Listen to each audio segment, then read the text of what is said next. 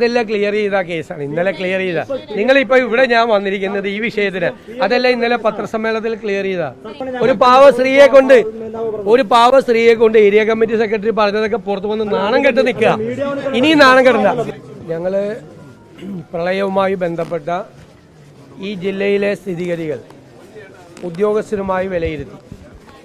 ഇതുണ്ടായ അപ്പോൾ മുതൽ ഈ ജില്ലയുടെ ചാർജ് കൂടിയുള്ള മന്ത്രി ശ്രീ PC വിശ്വനാഥിൻ്റെ സാന്നിധ്യം ഇവിടെ ഉണ്ടായിരുന്നു, MLA മാരുടെ സാന്നിധ്യം ഉണ്ടായിരുന്നു, ജില്ലാ കളക്ടറുടെ നേതൃത്വത്തിലുള്ള ഉദ്യോഗസ്ഥന്മാരുണ്ടായിരുന്നു.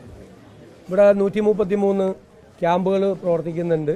അതിൽ 6400-ലധികം പേരുണ്ട് ക്യാമ്പിലുണ്ട്. തിരുവല്ല ഭാഗത്താണ് ഇപ്പോൾ കൂടുതൽ ക്യാമ്പുകൾ വന്നിരിക്കുന്നത്. ഇപ്പോൾ വെള്ളം ഇറങ്ങാതിരിക്കുന്ന പ്രശ്നം അവിടെയാണ്.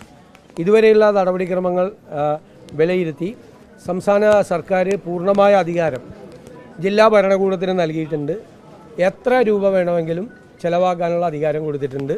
ക്യാമ്പിലെ ഭക്ഷണ സാധനങ്ങൾക്കൊക്കെ ഏറ്റവും നല്ല രീതിയിൽ, ഏറ്റവും ശുചിയായ രീതിയിൽ ഭക്ഷണം കൊടുക്കണമെന്ന് നിർദ്ദേശിച്ചിട്ടുണ്ട്. അത് ചെയ്തു വരുന്നുണ്ട് ഭംഗിയായിട്ട്. ആവശ്യമായ ടോയ്ലറ്റ് സൗകര്യം ഇല്ലാത്ത സ്ഥലങ്ങളിൽ ബയോ ടോയ്ലറ്റുകൾ കൊണ്ടുവരാൻ വേണ്ടിയിട്ടുള്ള സംവിധാനങ്ങൾ ഏർപ്പെടുത്തിയിട്ടുണ്ട്. എല്ലാ സ്ഥലത്തും ലൈറ്റ് ഏർപ്പാട് ചെയ്തിട്ടുണ്ട്. പോലീസിൻ്റെ പ്രത്യേകമായ സുരക്ഷാ സംവിധാനം എല്ലാ ക്യാമ്പുകളിലും ഏർപ്പെടുത്തിയിട്ടുണ്ട്.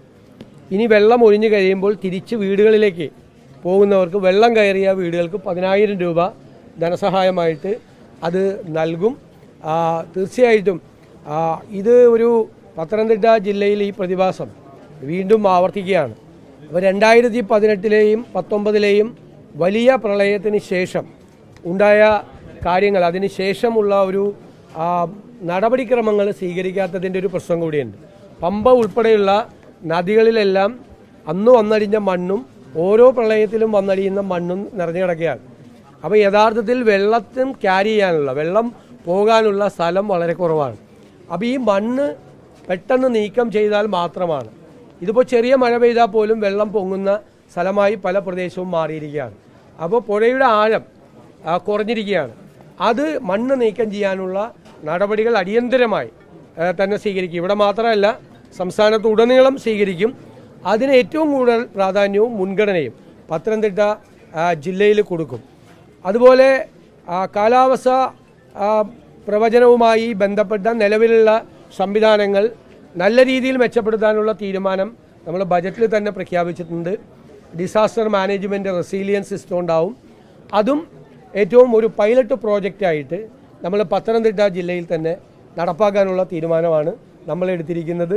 കൂടുതൽ റെയിൻ ഗേജ് സ്റ്റേഷനുകൾ, അത് മാനുവലായിട്ട് അല്ലാത്തതും ആർട്ടിഫിഷ്യൽ ഇൻ്റലിജൻസിനെ കൊണ്ടുകൂടി ഈ രംഗത്ത് ഏറ്റവും നന്നായി പ്രവർത്തിക്കുന്ന നല്ല ഏജൻസികൾ, ഇപ്പോൾ കൊച്ചി സർവകലാശാല ഉൾപ്പെടെയുള്ള ഹ്യൂം സെൻറ്റർ ഉൾപ്പെടെയുള്ള നല്ല ഏജൻസികളെ കൂടി സഹകരിപ്പിച്ചുകൊണ്ടുള്ള ഫലപ്രദമായ ഒരു ക്ലൈമറ്റ് പ്രഡിക്ഷൻ, കാലാവസ്ഥ നേരത്തെ തന്നെ അത് അറിഞ്ഞ് അപ്പോൾ ആ പ്രവചനത്തിൻ്റെ അത് വ്യാഖ്യാനിച്ച് കൃത്യമായിട്ടുള്ളൊരു വാർണിംഗ് സിസ്റ്റം, മുന്നറിയിപ്പ് സംവിധാനം ഏറ്റവും ഫലപ്രദമായ രീതിയിലുണ്ടാകാൻ നോക്കും. പക്ഷേ ഇവിടെ ഞങ്ങൾ ഇന്നലെ വിശദീകരിച്ചതുപോലെ ഇപ്പോൾ ഉള്ള പ്രശ്നം, ഞങ്ങൾ ഈ മൺസൂണിന് മുമ്പ് തന്നെ സംസാരിച്ചാണ്. ഈ അതിതീവ്ര മഴയും അതുപോലെ ക്ലൗഡ് ബേഴ്സ്റ്റും ഉണ്ടാകുന്ന റഡാറിൽ ഇത് അറിഞ്ഞു കഴിഞ്ഞാൽ നമ്മൾ ആളുകളെ മാറ്റുന്നതിനുള്ള സമയം കിട്ടുന്നില്ല. അത്ര ചെറിയ ഗ്യാപ്പിൽ ഇത്രയും വലിയ മഴ പെയ്യാണ്. 200 മില്ലിക്ക് മീതെ മഴ പെയ്താൽ തന്നെ അതിതീവ്ര മഴയാണ്. ഇവിടെ പല സ്ഥലത്തും 340 ആണ് വടശ്ശേരിക്കരയിലേത്. അപ്പോൾ ഒരുപാട് സ്ഥലത്ത് ഈ 200-ന് മീതെ അതിതീവ്ര മഴ വളരെ കുറഞ്ഞ സമയം ഉണ്ടായിരിക്കുകയാണ്. പിന്നെ വെള്ളം പൊങ്ങാനുള്ള പ്രധാനപ്പെട്ട കാരണം വനത്തിന് അകത്തുണ്ടായ ലാൻഡ് സ്ലൈഡുകളും ലാൻഡ് സ്ലിപ്പുകളുമാണ്. ധാരാളം ലാൻഡ് സ്ലൈഡും ലാൻഡ് സ്ലിപ്പും വനത്തിനകത്ത് ഉണ്ടായിട്ടുണ്ട്. ഒരുപക്ഷെ വലിയ ഭാഗ്യം കൊണ്ടാണ് വലിയ ഈ അധികം മരണങ്ങളോ അങ്ങനത്തെ വലിയ അപകടങ്ങളോ ഉണ്ടാകാതെ പോയതൊരു ഭാഗ്യത്തിൻ്റെ ഒരു ഘടകം കൂടി യഥാർത്ഥത്തിലുണ്ട്. അപ്പോൾ വനത്തിന് അകത്തു നിന്നും ആ പൊട്ടിയൊലിച്ചു വന്ന വെള്ളമാണ്. വലിയ ലാൻഡ് സ്ലൈഡ് ഉണ്ടായിട്ടുണ്ട്, ചെറിയ ചെറിയ ലാൻഡ് സ്ലിപ്പുകൾ ധാരാളമായിട്ടുണ്ടായിട്ടുണ്ട്. ഫോറസ്റ്റ് ഡിപ്പാർട്ട്മെൻറ്റും അത് റിപ്പോർട്ട് ചെയ്തിട്ടുണ്ട്, അല്ലാത്ത സ്ഥലങ്ങളിലും ഉണ്ടായിട്ടുണ്ട്.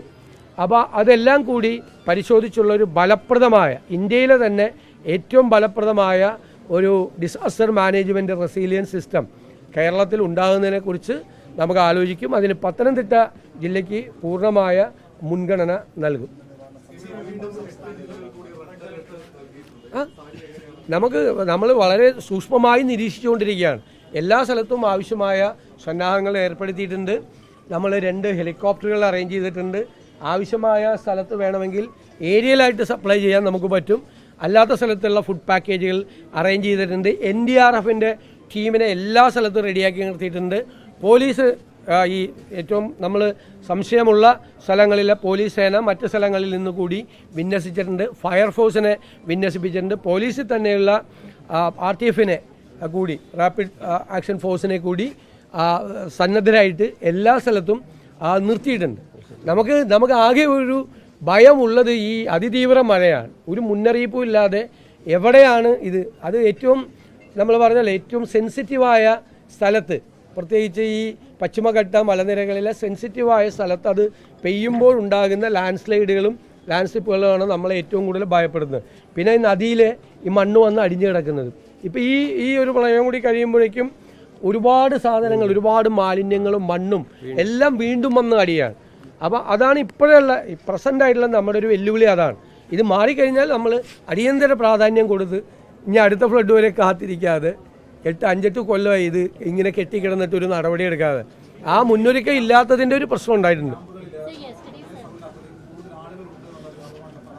150-ൽ മീതെയുള്ള ആളുകളുള്ള ക്യാമ്പുകളെല്ലാം 2 ആക്കാൻ വേണ്ടിയിട്ട് പറഞ്ഞിട്ടുണ്ട്. അത് നമ്മൾ അപ്രതീക്ഷിതമായി വന്നു ചേരുന്നതാണ്.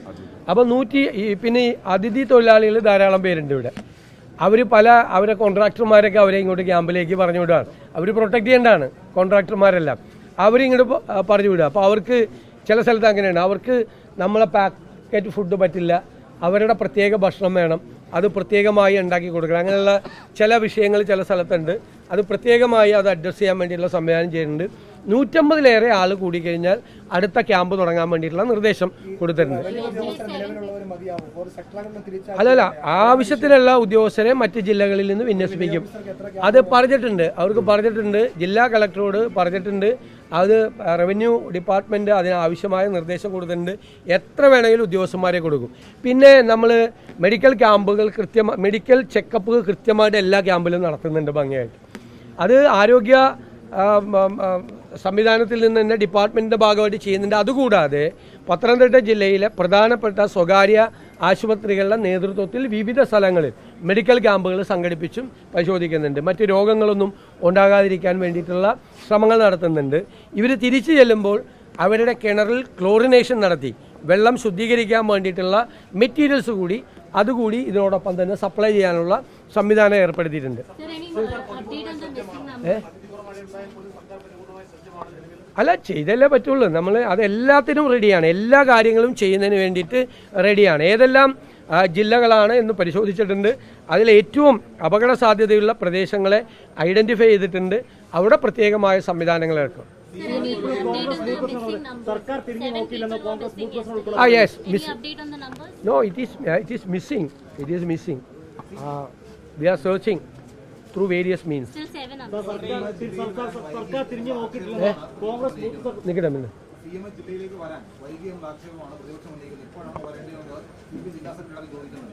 അതല്ല, അത് ഇവിടെ മന്ത്രി മണിക്കൂറുകൾക്ക് ഇവിടെ ഒരു മന്ത്രി എത്തി, മനസ്സിലായില്ലേ?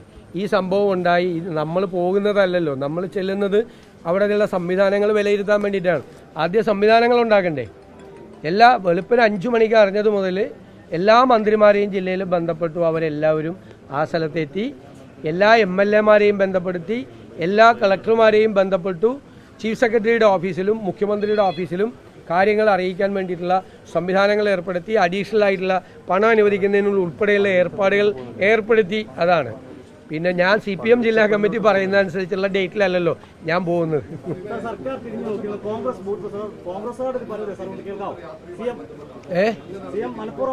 എന്താണ്?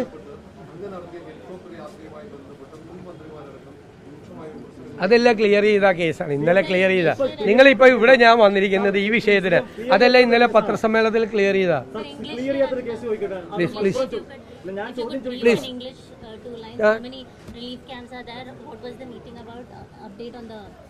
Now we have reviewed the rehabilitation process and other measures in Pathanamthitta districts. There are more than 133 camps. The inhabitants are more than 6,000. The camps, all measures are taken by the government to provide the food, shelter, and the toilets were arranged. And then now we are providing sufficient help when they are going back to their home. Also, we have made all arrangements.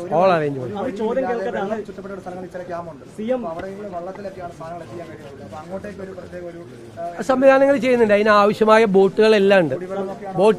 എല്ലാ സ്ഥലത്തും ആവശ്യമായ 14 മത്സ്യത്തൊഴിലാളികളുടെ ബോട്ടുകൾ നേരത്തെ തന്നെ കൊല്ലത്തുനിന്ന് ഇവിടെ റെഡിയാക്കിയിട്ടുണ്ട്. 14 ആലപ്പുഴയിൽ നിന്നും കൊല്ലത്തു നിന്നുമായിട്ട് എല്ലാ സാധനങ്ങളും എത്തിക്കാനുള്ള സംവിധാനം. ഏത് ക്യാമ്പിലാണ് കുറവെന്ന് പറഞ്ഞു കഴിഞ്ഞാൽ മിനിറ്റുകൾ കൊണ്ട് അവിടെ എത്തിക്കാൻ വേണ്ടിയിട്ടുള്ള ആ സംവിധാനങ്ങളുണ്ട്. ക്യാമ്പുകളിൽ എല്ലാ സാധനങ്ങളും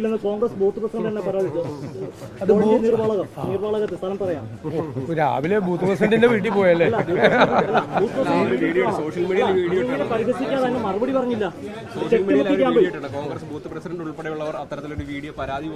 ഏത് ക്യാമ്പിൽ എവിടെയാണ് പരാതി എന്ന് പറഞ്ഞാൽ അപ്പൊ തന്നെ പരിഹരിക്കും. 133 ക്യാമ്പുകളും 6,400 പേരും നിൽക്കുകയാണ്. അത് CPM-കാര് പറഞ്ഞാലും ആര് പറഞ്ഞാലും പരിഹരിക്കും. എല്ലാ നിങ്ങള് ഞാൻ പറഞ്ഞുതരാം, കൈരളി TV ഒന്നും ഈ ജനങ്ങൾ കഷ്ടപ്പെടുകയും പ്രയാസപ്പെടുകയും ചെയ്യുമ്പോൾ കുത്തിത്തിരിപ്പ് ഉണ്ടാക്കി ഇറങ്ങണ്ട. അല്ല, ഒരു കുത്തിത്തിരിപ്പ് പുറത്തു വന്നല്ലോ. ഒരു പാവ സ്ത്രീയെ കൊണ്ട് ഏരിയ കമ്മിറ്റി സെക്രട്ടറി പറഞ്ഞതൊക്കെ പുറത്തു വന്ന് നാണം കെട്ട് നിൽക്കുക. ഇനിയും നാണം കെട്ടണ്ട.